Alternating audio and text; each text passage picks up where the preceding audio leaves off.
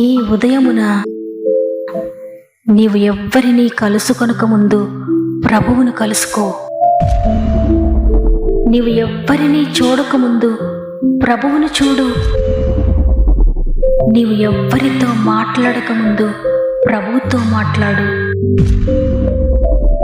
నీవు దేనిని వెదకకముందు ఆయన రాజ్యమును నీతిని వెదకు.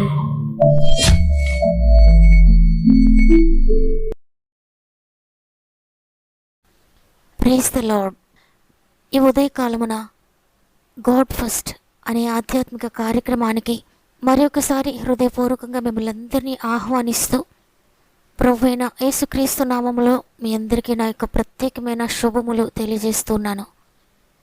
ఈ ఉదయాన మీరందరూ ఎలా ఉన్నారు? దేవుని కృప, ఆయన దయ మిమ్మల్ని నడిపిస్తుందని, ఆయన కృపలో ఆయన దయలో మీరు వర్ధిల్లుతున్నారని నమ్ముతున్నాను. పరిశుద్ధాత్మ దేవుడు ప్రతిదినము మనతో మాట్లాడుతూ ఉన్నారు. మనలను తన శక్తితో నింపుతూ ఉన్నారు, నిరీక్షణతో నింపుతూ ఉన్నారు. ప్రతిరోజు స్వయంగా ప్రభువే నేనున్నాను అని కొండంత ధైర్యాన్ని మనకి ఇస్తూ ఉన్నారు. అందువల్ల దేనిని గూర్చి నిరుత్సాహపడకండి, మీ హృదయాన్ని కలవరపడనీయకండి. దేవునిందు విశ్వాసం ఉంచండి, ఆయన వాగ్దానాన్ని నమ్మండి. ఆయన తను ఇచ్చిన వాగ్దానమును ఆయన ఎప్పుడు కూడా మర్చిపోడు. తప్పక నమ్ముతున్న నీ జీవితాలను నెరవేర్చబోతున్నాడు. విశ్వసించండి, రిసీవ్ చేసుకోండి. మీకేమైనా ప్రేయర్ రిక్వెస్ట్ ఉంటే కామెంట్స్ ద్వారా నాకు తెలియచేయండి. మీలో అనేక మంది నాకు తెలియజేస్తున్నారు. మీ అందరి కొరకు మేము ప్రార్థిస్తున్నాం. మనందరి ప్రార్థనలు కూడా ఆయన వింటున్నారు. నిజముగా మొరపెట్టే వారికి సమీపంగా ఉండే దేవుడు, నీవు నిజముగా మొరపెడితే తప్పక నీ ప్రార్థన విని నీకు జవాబిస్తాడు. గొప్ప విజయాన్ని, గొప్ప స్వస్థతను, గొప్ప విడుదలను త్వరలోనే పొందుకోబోతూ ఉన్నారు. సమస్త మహిమ, ఘనత, ప్రభావములు దేవునికే చెల్లునుగాక. ఈరోజు ప్రభు మనతో మాట్లాడుతున్న, ఆయన మనకు అనుగ్రహిస్తూ ఉన్న శక్తి కలిగిన వాగ్దానం హెబ్రీయులకు రాసిన పత్రిక 7వ అధ్యాయము 26వ వచనము. పవిత్రుడును, నిర్దోషియు, నిష్కల్మషుడును, పాపులలో చేరక ప్రత్యేకంగా ఉన్నవాడును, ఆకాశ మండలము కంటే మిక్కిలి హెచ్చైన వాడునైనా ఇట్టి ప్రధాన యాజకుడు మనకు సరిపోయినవాడు. ఆమేన్. అవును, మనం నమ్మిన ప్రభు, మనం ఆరాధిస్తున్న ప్రభు మిక్కిలి హెచ్చినవాడు, ఆకాశ మండలము కంటే మిక్కిలి హెచ్చినవాడు. ఆయన ప్రధాన యాజకుడు, పాపులలో చేరక ప్రత్యేకంగా ఉన్నవాడు, ఆకాశ మహాకాశముల పట్టజాలని మహోన్నతుడు. అందును బట్టి నీ జీవితంలో నీవు ఎదుర్కొంటున్నా, నీవు అనుభవిస్తూ ఉన్నా, నీవు దుఃఖిస్తూ ఉన్నా, నీవు దిగులు పడుతూ ఉన్నా, నీవు భయపడుతూ ఉన్న ప్రతి విషయం నుండి విడిపించడానికి ఆయన నీకు సరిపోయినవాడు. అన్ని పరిస్థితుల్లో, అన్ని స్థితుల్లో కూడా ఆయన నీకు సరిపోయినవాడు. నీ ప్రతి పరిస్థితి నుండి విడిపించడానికి, నీ కన్నీటిని తొడవడానికి, నీ భయములన్నిటి నుండి నేను విడిపించడానికి ఆయన సమర్థుడు, సరిపోయినవాడు, చాలిన దేవుడు. ఇక నీవు ఎవరి మీద ఆధారపడవలసిన అవసరం లేదు, ఎవరిని ఆశ్రయించక్కర్లేదు, ఎవరి దగ్గరికి పరిగెత్తాల్సిన అవసరం లేదు. నీకు సరిపోయిన సమర్థుడైన ప్రభు దగ్గరకు వస్తే చాలు. నీవు ఎదుర్కొంటున్న ప్రతి సమస్య కంటే ఆయన గొప్పవాడు. ఈ సృష్టిని, ఆకాశ మహాకాశాలను సృష్టించిన దేవుడు. ఒకవేళ నీ సమస్య ఆకాశంలో ఉన్నా భయపడక్కర్లేదు, దాని నుండి విడిపించడానికి ఆయన సమర్థుడు. ఎందుకంటే దానికంటే గొప్పవాడైనా.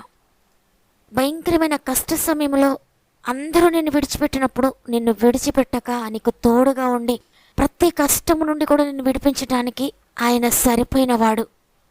ఆయన నీ కొరకు ఏదైనా చేయగలడు. ఆయన నీ కొరకు ఎక్కడికైనా రాగలడు. ఆయన నిన్ను రక్షించడానికి దేనినైనా మార్చగలడు. ఏ పరిస్థితినైనా ఆయన తారుమారు చేయగలడు. ఉన్నదాన్ని లేనట్లుగా చేయగలడు, లేని వాటిని ఉన్నవాటిగా పిలవగలడు ఆయన. నీవెంత లోతైన కష్టంలో ఉంటే అంత లోతుకు ఆయన నీ కొరకు రాగలడు. సముద్ర అగాధంలో చేప కడుపులో ఉన్న యోనా భయంకరమైన మరణ పాశములు చుట్టుకొని మరణంలో ఉన్నాడు. సముద్ర అగాధంలోనికి వెళ్ళడానికి ఎవరికీ శక్తి లేదు. చేప కడుపులో ఉన్న యోనాను చూడడానికి ఎవరికీ శక్తి లేదు. అందరూ అనుకున్నారు, యోనాను సముద్రంలో పడవేశాము, యోనా చనిపోయి ఉంటాడు, ఏదో ఒకటి యోనాను తినివేసి ఉంటుందని అనుకుని ఎవరి పనులు వారు చూసుకుంటూ ఉన్నారు. కానీ యోనా ఆ సముద్రాగాధంలో నుండి ఒక్క మాట పలికి, తండ్రి నేను పాపిని, నన్ను రక్షించని చిన్న ప్రార్థన చేయగానే దేవుడు యోనాని చూచాడు. యోనా దగ్గరికి వచ్చాడు. ఆ తిమింగలానికి ఆజ్ఞ ఇచ్చాడు, యోనాను కక్కివేయని. సృష్టికర్త ఆజ్ఞకు లోబడింది ఆ చేప. కష్టమైన నష్టమైన సృష్టికర్త ఆజ్ఞకు తప్పక శిరస వహించాలి. అందువల్ల యోనాను కక్కివేసింది. చనిపోయి 4 రోజులైంది. శరీరం అంతా కుళ్ళిపోయింది. అవయవాలన్నీ కుళ్ళిపోయాయి. లాజరు యొక్క సహోదరులు అంటున్నారు, అయ్యా లాజరు చనిపోయి 4 దినాలైంది. ఈ సమాధిని తెరవద్దయ్యా, కుళ్ళిపోయాడయ్యా, వాసన కొడతాడయ్యా అని. అయితే ప్రభువుకు తెలుసు తిరిగి జీవముతో నింపబడుతున్నాడని. ఆ నిర్జీవమైన కుళ్ళిపోయిన ప్రతి పరిస్థితి నుండి కూడా నేను విడిపిస్తున్నానని. లాజర్ను బయటకు రమ్మని సెలవిచ్చాడు. వెంటనే ఆ భయంకరమైన మరణము సృష్టికర్తకు లోబడింది. మరణ పాశములు సృష్టికర్త మాట విని లాజర్ను విడిచిపెట్టి వెళ్ళిపోయాయి. ఆ కుళ్ళిపోయిన పరిస్థితి అంతా కూడా సృష్టికర్త మాటకు లోబడి లాజర్ను విడిచిపెట్టి వెళ్ళిపోయింది. లాజర్ను విడిచిపెట్టగానే తిరిగి అవయవాలన్నీ జీవాన్ని పొందుకున్నాయి. తిరిగి గుండె కొట్టుకోవడం ప్రారంభించింది. నరముల్లో రక్తం ప్రవహించడం ప్రారంభించింది. కిడ్నీస్ పనిచేయడం ప్రారంభించాయి. లివర్ పనిచేయడం ప్రారంభించింది. బ్రెయిన్ పనిచేయడం ప్రారంభించింది. కళ్ళు, నోరు, ముక్కు, బాడీలో ఉన్న సమస్తము కూడా తిరిగి పనిచేయడం ప్రారంభించాయి. ఎవరి మాటతో అంటే ఆకాశ మండలము కంటే మిక్కిలి హెచ్చైన వాడైన ప్రధాన యాజకుడైన సృష్టికర్త మాటకు లోబడి తిరిగి బ్రతికాయి, తిరిగి జీవాన్ని పొందుకున్నాయి. 38 సంవత్సరాల నుండి కోనేటి దగ్గర పడి ఉన్నాడు ఒక వ్యక్తి. అందరూ విడిచిపెట్టేశారు. 38 సంవత్సరాలుగా పక్షవాతంతో పడి ఉన్న వారిని రక్షించే శక్తి, సామర్థ్యత ఎవ్వరికీ లేదు. ఇక హోప్స్ అన్నీ కోల్పోయాడు ఆ వ్యక్తి. మరణం కోసం ఎదురు చూస్తున్నాడు. నేను లేవలేను, నేను వెళ్ళలేను, ఇక మరణమే నాకు శరణం అనుకున్నాడు. అయితే అక్కడికి వెళ్ళాడు సృష్టికర్త. ఒక్క మాట పలికాడు, నువ్వు లేచి నడువు అని. వెంటనే ఆ చచ్చిపడిపోయిన నరములన్నీ తిరిగి జీవముతో నింపబడ్డాయి. 38 సంవత్సరాలుగా పనిచేయని కాళ్ళు, చేతులు పనిచేయడం ప్రారంభించాయి. 38 సంవత్సరాలుగా లేని ఆ జీవము సృష్టికర్త మాటతో తిరిగి వచ్చింది. ఆశ్చర్యకరంగా తిరిగి నడుచుకుంటూ వెళ్ళిపోయాడు. ఈరోజు అదే శక్తి కలిగిన ప్రభు నీతో మాట్లాడుతున్నారు. నీ జీవితంలో ఏ సమస్య ఉంది, ఏ నిర్జీవం ఉంది, ఏ అసమర్థత ఉంది, ఏ బలహీనత ఉంది, ఏ విడిచిపెట్టలేని పరిస్థితులు ఉన్నాయి, నీకు అసాధ్యమైనది ఏది ఉంది, అది ఏదైనా కూడా పర్వాలేదు, భయపడకు. సాధ్యపరిచే ప్రభు ఉన్నాడు. ఆకాశము కంటే మిక్కిలి హెచ్చిన వాడు, నీ ప్రతి సమస్య కంటే గొప్పవాడైనా, నేను బాగు చేయడానికి ఆయన సరిపోయినవాడు, నీ పాపము నుండి నేను విడిపించి నిన్ను రక్షించడానికి సరిపోయినవాడు. కాబట్టి ఈరోజు ఎంత మాత్రం నిరుత్సాహపడొద్దు. ఇక చేయి దాటిపోయిందని అనుకోవద్దు. చేయి దాటిపోయింది అనుకుంటున్న పరిస్థితులను సరిచేయడమే ఆయన యొక్క గొప్పతనం. ఆయన నమ్మిన వారిని ఆయన ఎప్పటికీ కూడా సిగ్గుపరచడు. ఆయన నిన్ను అవమానపరచడు, నిన్ను సిగ్గుపరచడు, నిన్ను నాశనం చేయడు, నిన్ను వదిలిపెట్టడు. తప్పక నిన్ను రక్షిస్తాడు. ఈరోజు నీవు ఆయన దగ్గరికి వస్తావా? అంత గొప్ప దేవునితో నువ్వు సహవాసం కలిగి ఉంటావా? అంత గొప్ప దేవునికి నీ పరిస్థితులన్నీ చెప్పుకో. నువ్వెక్కడైతే నలిగిపోతున్నావో, ఏ విషయానికైతే బాధపడుతున్నావో, ఏ విషయంలో ఓటమి చూస్తున్నావో, ఈ లోకంలో నిన్ను లేవనెత్తడానికి నీకెవ్వరూ లేరేమో, అయితే నిన్ను లేవనెత్తడానికి సరిపోయిన వాడు ఈరోజు నీతో మాట్లాడుతున్నారు. నేనున్నాను, భయపడొద్దు, నీ భారాన్ని నాపై వెయ్యి, నేను నిన్ను విడిపిస్తానని. కాబట్టి ఈరోజు మీరు ఏ పరిస్థితిలో ఉన్నా భయపడకండి. నీకు చాలిన దేవుడున్నారు. ఆయనపై వేయండి మీ భారాన్ని. ఆయనతో పంచుకోండి మీ హృదయంలో ఉన్న బాధను, దుఃఖాన్ని. ఆయన నీ బరువును తీసివేసి తేలికైన జీవితాన్ని, తేలికైన భవిష్యత్తును నీకు ఇవ్వబోతున్నారు. నమ్మిన వారందరూ ఒక్క నిమిషం నాతో మోకరిస్తారా? అందరం కలిసి ఆయన సందులో మొరపెట్టుకుందాం.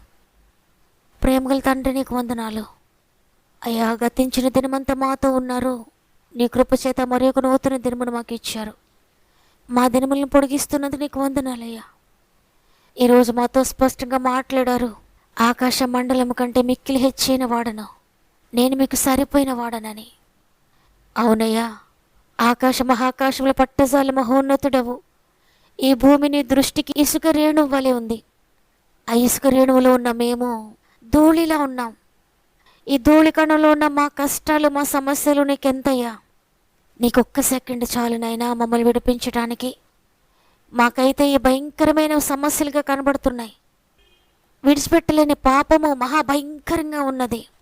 కానీ నీకు అసాధ్యం కాదయ్యా, సమస్తము సాధ్యమే.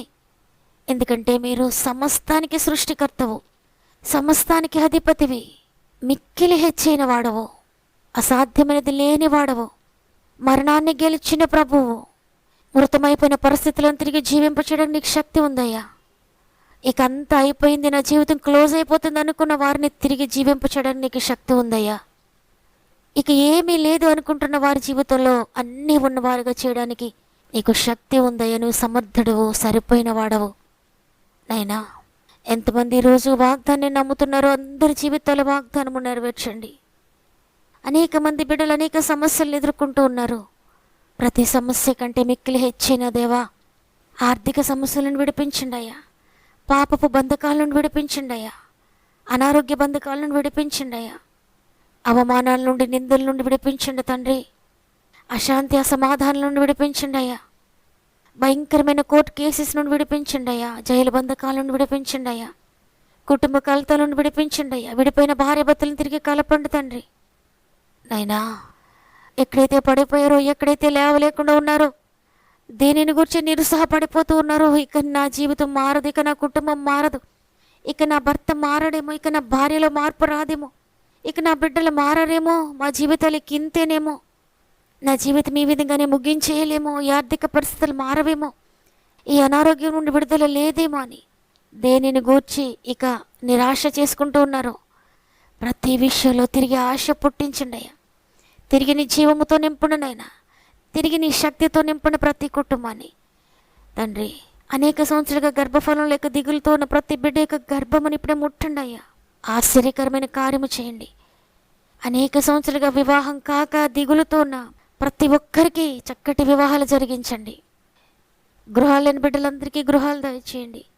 గృహాలు కట్టుకుంటున్న వారికి మీరు తోడుగా సహాయకుడిగా ఉండండి. ఎగ్జామ్స్ రాసిన బిడ్డలకు తోడుగా ఉండండి, జ్ఞానం దయచేయండి. ఎగ్జామ్స్ వరకు ప్రిపేర్ అవుతున్న బిడ్డల్ని జ్ఞానాత్మతో నింపండి. ఈరోజు పుట్టినరోజులు, పెండ్లి రోజులు జరుపుకున్న వారందరినీ జ్ఞాపకం చేసుకోనండి. ఈ నూతన సంవత్సరంలో నూతనమైన కార్యములు జరిగించండి. ఈ దినం ప్రారంభిస్తుండగా మీ కుటుంబానికి తోడుగా ఉండి నడిపిస్తారని యేసయ్య పరిశుద్ధమైన నామములో అడిగి వేడుకొంచున్నాను తండ్రి, ఆమేన్. మీ ఎదుట మీ బాధ, మీ సమస్య, మీ రోగము ఒక కొండలా ఉందేమో, అయితే దానికన్నా గొప్పవాడు, మిక్కిలి హెచ్చైన వాడు ఈరోజు మీకు సెలవిస్తున్నారు. నేను మీ ప్రతి సమస్య నుండి విడిపించడానికి చాలిన దేవుడను, సమర్థుడనని. అందువల్ల ప్రియ చెల్లి, ప్రియ తమ్ముడు, భయపడకండి. కొండలా ఉన్న మీ సమస్యను నేను చెయ్యలేనయ్యా, మీరు చెయ్యండి అని దేవుని చేతులకు అప్పగించి విశ్వసించండి. అద్భుతకరంగా విడుదల చూడబోతున్నారు. ఈ వాగ్దానం నా కొరకి, నేను బలపరచబడ్డానన్న వారు ఆమెనని కామెంట్ చేయండి. తప్పకుండా వాగ్దానాన్ని లైక్ చేయండి. మీ ఆత్మీయులకు, మీ బంధువులకు, మీ స్నేహితులకు అందరికీ షేర్ చేయండి. షేర్ చేస్తూ దేవుని పరిచర్యలో పాలు పంపులు పొందుతున్న మిమ్మల్ని అందరినీ దేవుడు దీవించి ఆశీర్వదించునుగాక. దేవుని చిత్తమైతే తిరిగి రేపు కలుద్దాం. అంతవరకు ప్రభు మీకు, మీ కుటుంబాలకు తోడేండి నడిపించునుగాక. God bless.